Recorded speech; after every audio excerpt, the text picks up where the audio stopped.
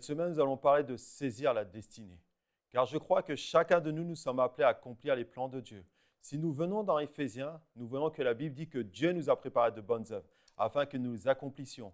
Et vraiment, de lundi à vendredi, je vais vraiment vous aider aussi comprendre comment saisir notre destinée, car la destinée n'est pas obligatoire. Ça veut dire quoi? Ça veut dire que nous ne pouvons pas rentrer dans notre destinée seulement comme cela. Il y a besoin de comprendre les choses et nous allons comprendre au fur et à mesure, du lundi au vendredi, comment rentrer chacun de nous dans notre destinée. Et je vais commencer aujourd'hui par la prière de Jabès. La prière de Jabès, c'est vraiment quelque chose qui est important. Je pense que vous avez pu le saisir pendant vos années de vie chrétienne ou peut-être c'est la première fois que vous allez entendre parler de cela.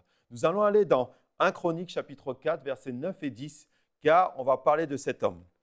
Il y a une prière qu'il va faire. Jabès était plus considéré que ses frères. Sa mère lui donna le nom de Jabès.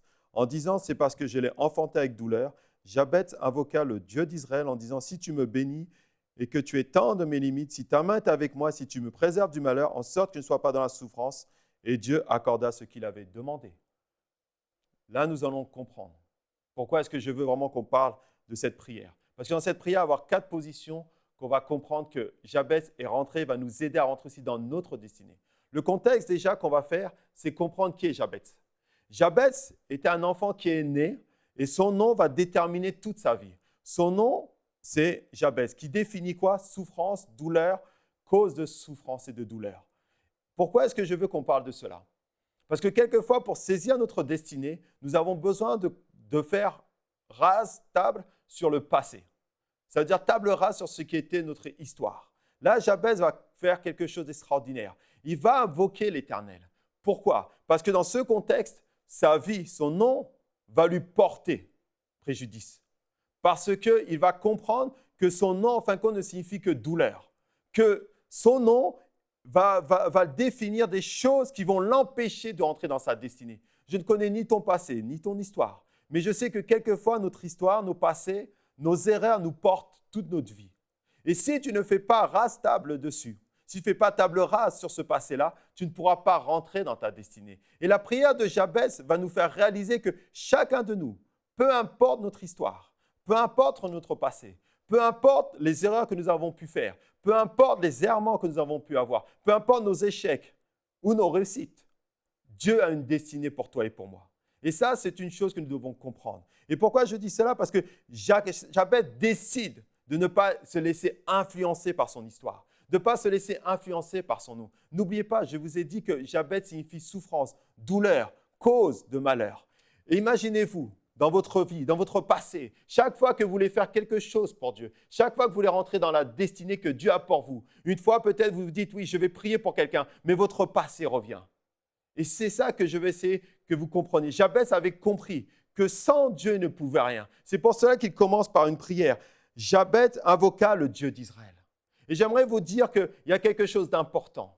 Votre histoire, votre passé, vous ne pouvez pas l'effacer. Mais Dieu peut faire en sorte de l'effacer. Parce que la Bible dit, par ses meurtrissures, il a pris nos péchés et nos fautes. Il a pris toute notre histoire pour construire une nouvelle histoire avec nous. Et c'est vraiment primordial de réaliser cela. Et nous allons comprendre que Jabès va décider de refuser ce fardeau. Ça veut dire quoi? Ça veut dire qu'il a décidé de dire non à la souffrance, non à la douleur, non à la fatalité, non à la médiocrité. Parce que je crois que rentrer dans la destinée de Dieu, c'est marcher dans l'excellence, c'est marcher dans la perfection, c'est faire en sorte de pouvoir avancer, de pouvoir grandir dans ces choses-là. Et nous voyons que, fur et à mesure, il va faire quoi? Il va faire en sorte de refuser cela, de combattre. Mais comment combattons?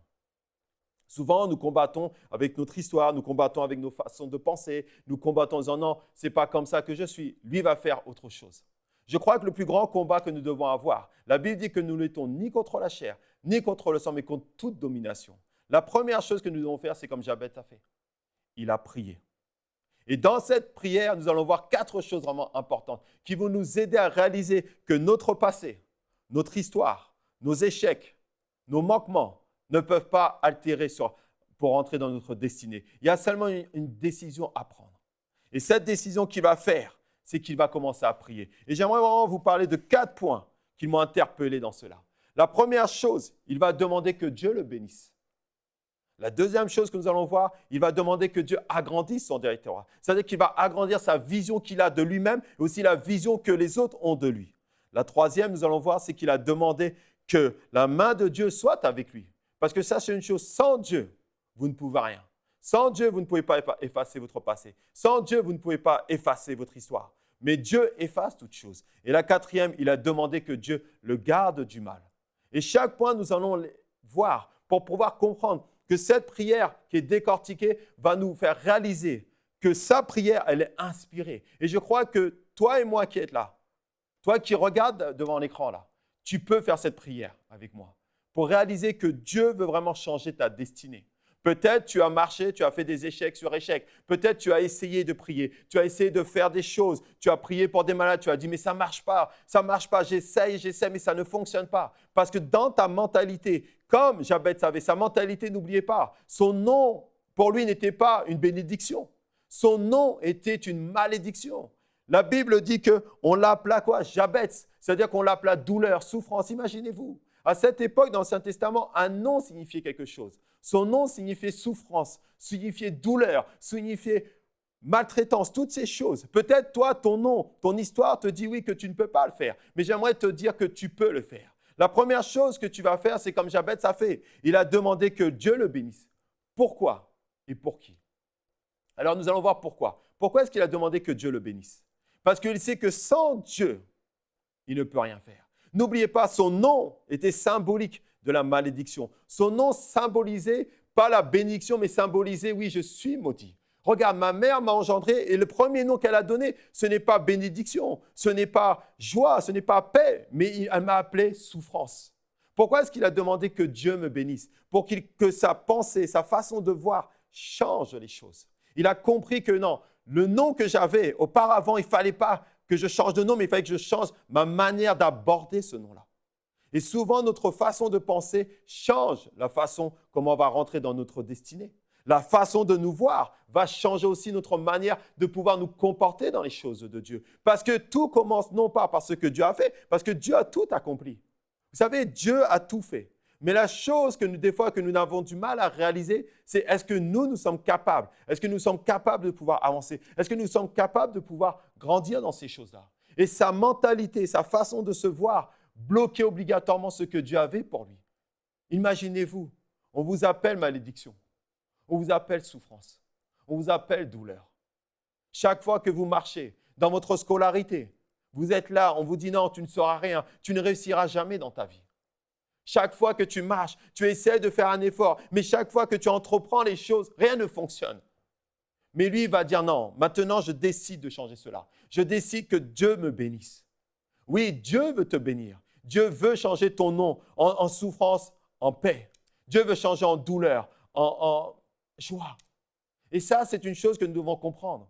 Ton histoire t'a construit. Je ne dis pas que ton histoire ne va pas t'aider à avancer, si. Parce que la Bible dit que tout concourt au bien de ceux qui aiment Dieu. Ton histoire va te construire. Mais Dieu peut faire en sorte que cette histoire va être pour toi quelque chose qui va te faire avancer, qui va te faire réaliser que tu es une bénédiction pour quelqu'un. C'est pour ça qu'il va dire, oui, Seigneur, bénis-moi, bénis-moi. Vous savez, c'est ça qui est le plus important. Les gens me diront, oui, mais pasteur, Dieu m'a déjà béni toute bénédiction spirituelle et c'est la réalité. Si nous lisons dans Éphésiens, il dit ça. Il dit que Dieu nous a bénis de toute bénédiction. Mais entre ce qui est la vérité et la réalité, il y a une différence. La parole de Dieu est la vérité. Cette vérité doit devenir à un moment donné une réalité dans nos vies.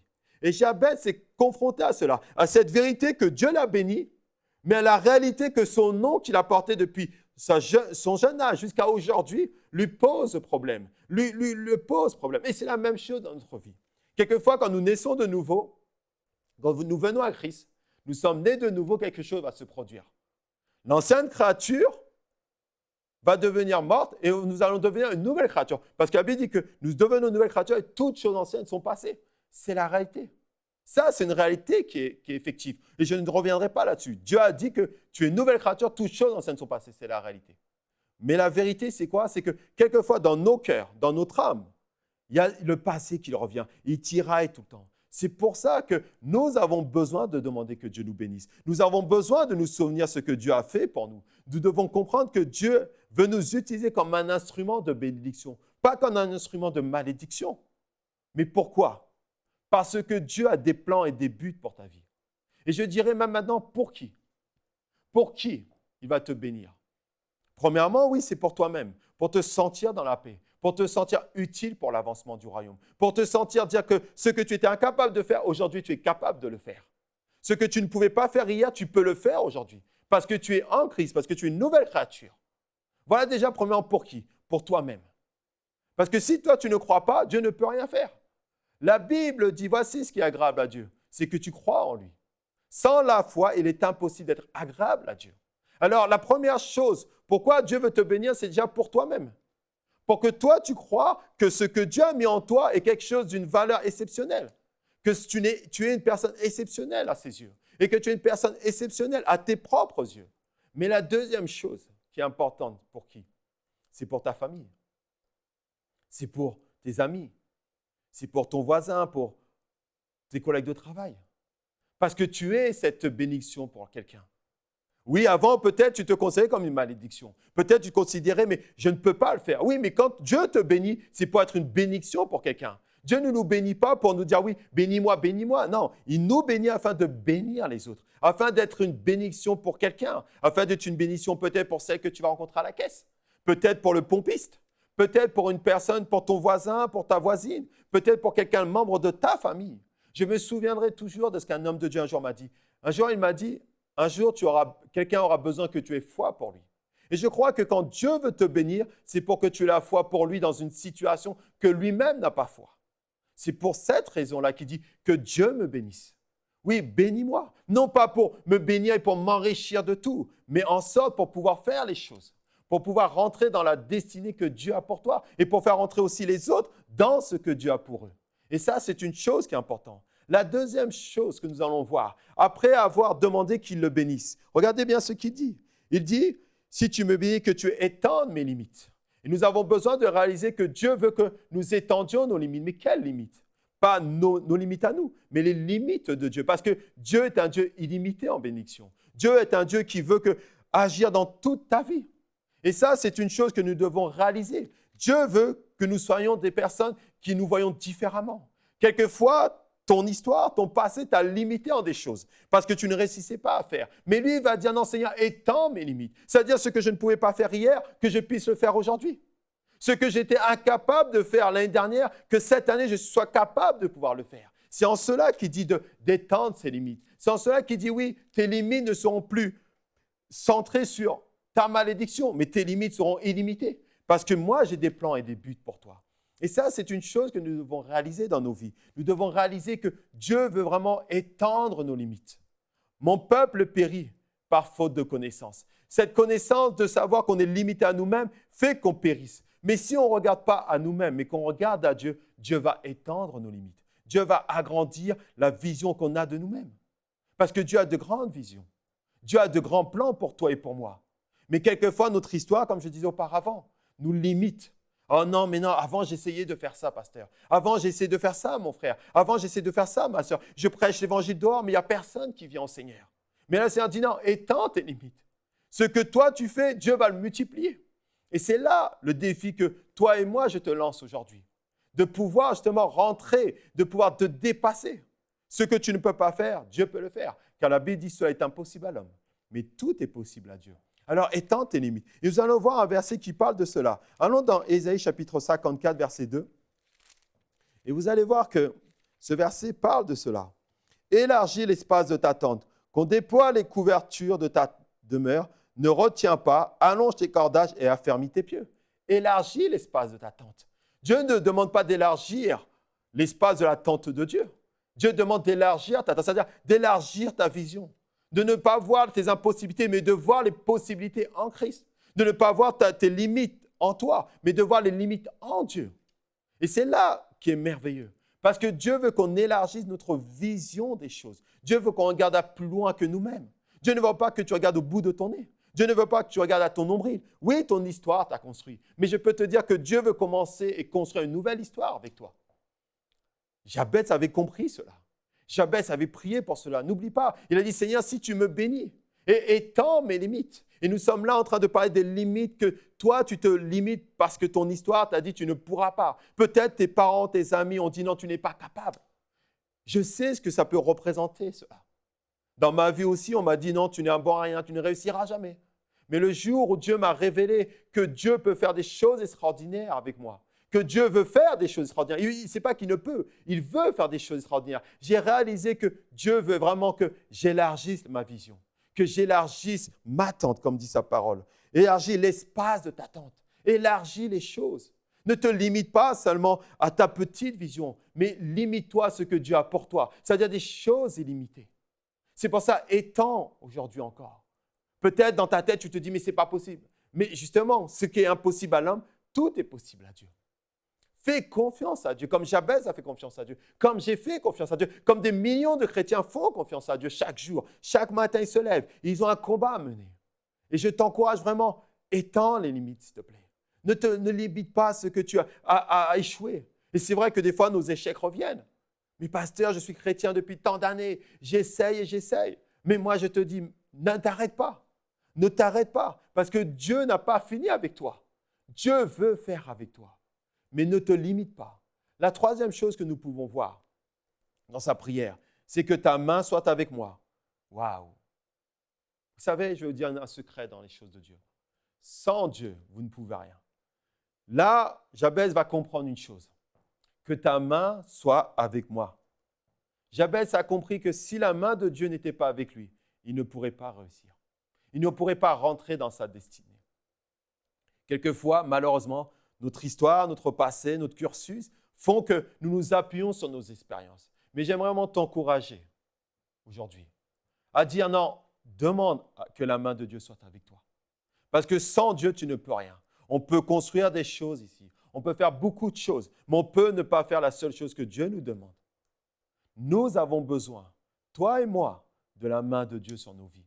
Parce que sans sa main, nous ne pouvons rien. Sans sa main, nous ne sommes pas capables de faire les choses. Si ce n'est pas l'Éternel qui bâtit, celui qui bâtit, bâtit en vain. N'oublie jamais une chose, qu'il faut que la main de Dieu soit avec toi. Que Dieu doit être avec toi pour pouvoir rentrer dans ta destinée. La destinée que nous avons avec Dieu ne dépend pas seulement de notre bonne volonté, comme beaucoup de gens veulent nous faire croire. Nous ne sommes pas là en train de faire la méthode Coué, en train de se forcer à dire oui, je crois. Non, il faut que la parole de Dieu, c'est-à-dire la sainte parole, tombe dans notre cœur. Il faut que cette semence meure afin qu'elle porte du fruit. Et quand cette parole mourra, elle portera son fruit et son fruit ne mourra jamais. Et ça, c'est une chose que nous devons réaliser. Je sais que souvent, les gens disent oui, je sais qui je suis en Christ. Je sais qui je suis. C'est vrai. Mais ce qui est important, c'est de savoir qui tu es en Christ. Ce que Dieu a fait pour toi, ce que Dieu t'a racheté. Je disais tout à l'heure, cet homme, Jabez, est né avec un nom qui lui portait. Un nom qui donnait son identité. Et je crois que quelquefois, nous lisons peu de temps dans la Bible. Nous prenons peu de temps à lire. Si tu prends le temps de lire la parole de Dieu, tu reconnaîtras ton identité en Christ. Ce qui nous fait être victorieux, ce qui nous rend victorieux dans notre vie chrétienne, c'est connaître et de savoir qui nous sommes en Christ. Et Jabez va réaliser cela en disant que ta main soit avec moi. Ça veut dire qu'il va réaliser qu'il a besoin que la main de Dieu, dans tout ce qu'il va faire, dans tout ce qu'il va entreprendre, dans tout ce qu'il va réaliser, il a besoin de Dieu. Et j'aimerais te dire que sans Dieu, tu ne peux rien. Sans Dieu, tu ne pourras pas effacer ton passé. Sans Dieu, tu ne pourras pas te construire bien. Tu pourras essayer de te construire. Comme beaucoup de gens disent, la méthode Coué, oui, il faut que tu penses à la pensée positive. Il faut que tu penses que tu réussiras. C'est bien, mais en quoi ça va être fondé? Parce que la vérité que Dieu nous demande, ce n'est pas d'avoir une bonne pensée positive, c'est d'avoir la pensée de Dieu. Regardez ce que dit dans Josué. Allons dans Josué chapitre 1, verset 8. Je sais que certains d'entre vous le connaissent et j'aimerais vraiment qu'on revienne dessus parce qu'on va réaliser quelque chose d'extraordinaire. Dans Josué chapitre 1, verset 8, il dit quelque chose que j'aime. Il dit que ce livre de la loi ne s'éloigne point de ta bouche. Médite-le jour et nuit pour agir fidèlement selon tout ce qui est écrit. Car c'est alors que tu auras du succès dans tes entreprises. C'est alors que tu réussiras. Regardez l'ordonnance que Dieu va donner à Josué. Il ne va pas lui dire que ce livre de la loi, médite-la de temps en temps, agis un peu selon ce qui est écrit. C'est alors que tu auras du succès dans tes entreprises. Ce n'est pas ça qu'il dit. Il dit que ce livre de la loi ne s'éloigne point de ta bouche. Médite-le jour et nuit pour agir fidèlement selon tout ce qui est écrit, car c'est alors que tu auras du succès dans tes entreprises, c'est alors que tu réussiras. Si tu veux réussir dans ta vie, si tu veux avoir de la réussite selon les préceptes de Dieu, tu dois méditer cette parole. Et cette méditation de la parole, tu dois la parler. Regarde bien ce qu'il dit. Il dit que ce livre de la loi ne s'éloigne point de ta bouche. Ce que tu dis, ce n'est pas ce que tu penses, c'est ce que dit la parole de Dieu. Et c'est là l'erreur de beaucoup de chrétiens quelquefois. Ils prennent par exemple, je vais donner un exemple sur la guérison. Certains vont me dire, mais pasteur, on a prié pour moi pour la guérison. Et je ne vois pas la guérison venir. Mais j'aimerais te poser la question, combien de temps prends-tu dans la parole de Dieu pour être guéri? Vous savez, un jour, je lisais un livre d'un homme de Dieu qui s'appelle « La médecine de Dieu », le médicament de Dieu. Dans ce passage, il relate une histoire et dit « Quand vous sortez de chez le médecin, on vous donne une ordonnance de 7 jours. Tu dois prendre ce médicament 3 fois par jour. Par exemple, un sirop. Si tu le prends le premier jour, le deuxième jour, le troisième jour, cela s'améliore. Tu vas t'arrêter? Non, tu vas continuer à te prescrire, c'est-à-dire tu vas continuer à prendre le médicament le 4e jour, le 5e jour, le 6e jour et le 7e jour, n'est-ce pas? Parce que si le médecin te consulte et te dit « il faut prendre ça pendant 7 jours », tu vas le suivre. Et au 7e jour, tu vas te sentir bien mieux et tu n'auras plus besoin de prendre ce médicament-là. Et je dis que quelquefois, c'est la même chose dans la guérison. Quelquefois, nous voulons que Dieu nous guérisse. Nous disons oui, que la main de Dieu soit sur moi. Nous prenons la parole de Dieu, nous prenons un verset, par exemple dans Isaïe 53, « Par ces meurtrissures, je suis guéri. » Et de ces meurtrissures, nous la prenons une fois. Et là, nous disons, voilà, ça y est, c'est fait. Non, parce que ça ne se fait pas comme cela. C'est comme cette ordonnance que Dieu te donne. C'est-à-dire que si tu la médites jour et nuit, si tu prends le temps de la lire, si tu prends le temps de la marmonner, c'est-à-dire le temps de la mâcher, la parole de Dieu, le temps que cette parole devienne en toi une vérité et que cette vérité devienne une réalité dans les choses, tu verras que cela changera. Parce que c'est là qu'on peut dire que ta main soit sur moi. Oui, la main de Dieu, on a besoin qu'elle soit sur nous. On a besoin que cette parole soit notre façon de parler, soit notre façon de voir les choses. La parole de Dieu n'est pas seulement, elle vient et la guérison vient. Non, elle vient parce que tu l'as méditée. Plus tu méditeras la parole de Dieu, plus ce que tu entreprendras réussira. C'est ce que dit la parole de Dieu. Regardez bien, c'est ce que dit. C'est alors que tu auras du succès dans tes entreprises. C'est alors que tu réussiras. C'est la même chose dans la maladie. Et si on prend la maladie, on peut prendre la même chose pour la prospérité financière. On peut prendre la même chose face aux blessures de nos âmes, face au pardon. Parce que tout ce qui est dans la parole n'est pas naturel, mais surnaturel. Ça ne se produit pas comme ça du jour au lendemain. Et c'est pour ça qu'on a besoin que la main de Dieu soit sur nous. Parce que quand la main de Dieu est sur nous, c'est-à-dire que sa parole est posée sur nos vies et que chaque fois que nous marchons, quelque chose va se produire. Ça va faire que cette parole va te guérir. Cette parole va décider quoi? Va faire en sorte que tu ne penseras plus comme tu pensais avant. Cette parole va faire en sorte que ton identité en Christ, tu vas le découvrir. Tu vas découvrir qui tu es. Tu vas découvrir que ce que Dieu a pour toi, ce n'est pas ce que tu étais hier, mais ce que tu seras demain. Est-ce que je dis que tu changeras du jour au lendemain? Non, c'est un processus. C'est-à-dire que plus tu vas emmagasiner de la parole de Dieu, plus tu vas te nourrir de la parole de Dieu, plus la parole de Dieu va se construire en toi. Et cette parole, quand elle va se construire, elle va être comme un roc, comme un rocher. Et c'est là où on doit arriver. Alors, on a parlé du 3e point, que la main de Dieu soit avec toi. Mais on va parler maintenant du 4e. Regardez bien, on revient sur la parole de cette prière. 1 Chroniques chapitre 4, versets 9 et 10. Jabès était plus considéré que ses frères. Sa mère lui donna le nom de Jabès en disant « c'est parce que je l'ai enfanté avec douleur ». Jabès invoqua le nom de Dieu d'Israël en disant « si tu me bénis et que tu étendes mes limites, si ta main est avec moi, si tu me préserves du malheur, en sorte que je ne sois pas dans la souffrance ». Et Dieu accorda ce qu'il avait demandé. Le 4e point, c'est « garde-moi de la souffrance ». Une traduction dira « en sorte que je ne sois pas cause de douleur ». Une traduction dira « et si tu me préserves du malheur, en sorte que je ne sois pas une cause de douleur ». Waouh! On revient maintenant sur ce nom. Je disais tout à l'heure que le nom de Jabès signifiait douleur, souffrance. Mais j'aimerais préciser quelque chose dans ce verset. Je vous ai donné cette interprétation dans certaines traductions qui dit « en sorte que je ne sois pas cause de douleur ». Il décide aujourd'hui de dire « Seigneur, si tu me bénis, c'est que je sois une bénédiction pour quelqu'un. Ce que je veux aujourd'hui, ce n'est pas être une cause de douleur pour quelqu'un. N'oubliez pas, Dieu vous a créé, vous et moi, pour être une bénédiction. Il décide aujourd'hui de ne pas être une cause de douleur. Il décide que sa vie ne sera qu'une bénédiction pour les autres. Je te demande, et te pose-toi la question, est-ce que tu es une bénédiction pour quelqu'un ou tu es une douleur pour quelqu'un?